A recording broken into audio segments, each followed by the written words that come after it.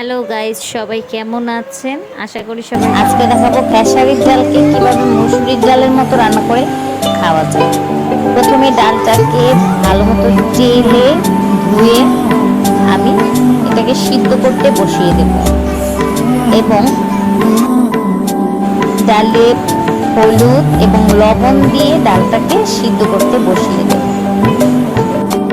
এখানে আমি টমেটো, কাঁচামরিচ, পেঁয়াজ কেটে নিয়েছি। ডালটা আমার সিদ্ধ হয়ে গেছে। এখানে আমি টমেটোগুলো ছেড়ে দিচ্ছি এবং কিছুক্ষণ সময় দিব ঢাকনা দিয়ে ঢেকে ডালটা সিদ্ধ হওয়ার জন্য টমেটোর সাথে। দেখতে পাচ্ছি টমেটোগুলো সিদ্ধ হয়ে গেছে। আর একটু সিদ্ধ হওয়ার জন্য আমি টমেটোগুলো এভাবেই রেখে দেব ডালের সাথে। আমার টমেটো ডাল কমপ্লিট। এখন আমি বাগারের জন্য পেঁয়াজগুলো ভেজে নিচ্ছি এবং বাগার দিয়ে দিয়েছি। এখন ডালটা হয়ে গেছে। ডালটা খেতে খুব ভালো লাগে। আমি জানি আপনারা সবাই রান্না পারেন, তবে আমি যতটুকু পারি তাই দেখিয়েছি। ডালটা একবার হলেও ট্রাই করে দেখবেন কেমন লাগে, আর সবাই আমাকে জানাবেন। ধন্যবাদ সাথে থাকার জন্য।